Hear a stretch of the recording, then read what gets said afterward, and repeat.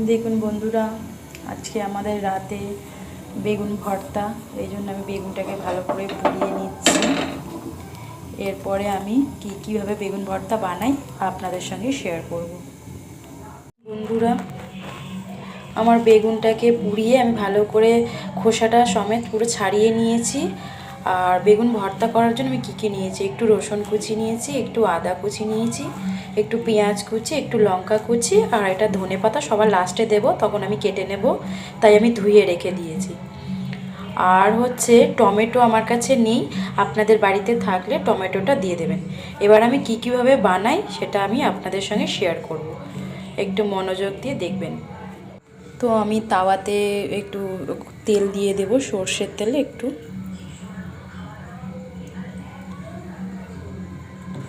তেলটা আমার গরম হোক। বন্ধুরা, আমার তেলটা গরম হয়ে গেছে। এবার আমি কিছু রসুন কুচি দিয়ে দেব।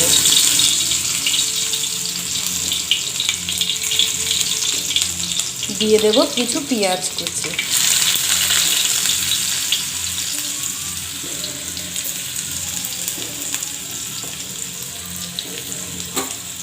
দিয়ে আমি এটাকে একটু ভালো করে নাড়ব।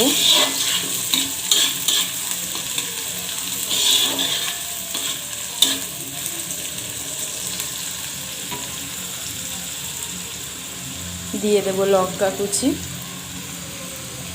আমি সিম্পলভাবে বানালাম, আপনারা কেমন বানিয়ে খান আমাকে বলবেন। এর মধ্যে মটরশুঁটিও দিই, বাট এগুলো আমার এখন বাড়িতে নেই, টমেটো মটরশুঁটি এগুলো নেই, তাই আমি যতটুকু যা ছিল আমি সেগুলো দিয়েই বানিয়ে আজকের।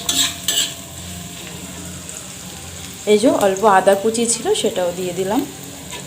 দিয়ে আমি এই মশলাগুলো একটু ভালো করে ভাজবো, খুব একটা নয়, কিন্তু হাফ ভাজার মতো হবে, কারণ মশলার কাঁচা গন্ধটা কেটে যাবে, তখন আমি বেগুনটা অ্যাড করে দেব।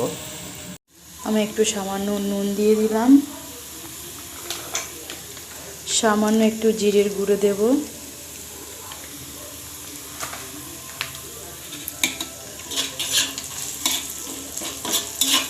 দিয়ে আমি এটা নেড়ে আর একটু ভেজে নেব, দিয়ে বেগুনটা দেব।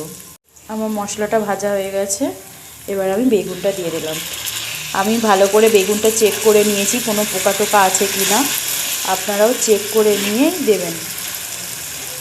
অনেক সময় বেগুনে পোকা থাকে, সেটা দেখা যায় না, তাই জন্য ভালো করে কেটে দেখে নিয়ে তারপরেই অ্যাড করবেন।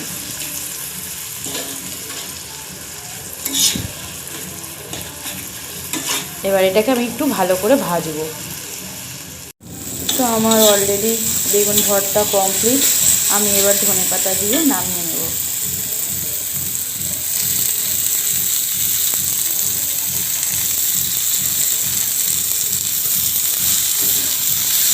তো বন্ধুরা, আমি আজকে হালকা করে বানালাম।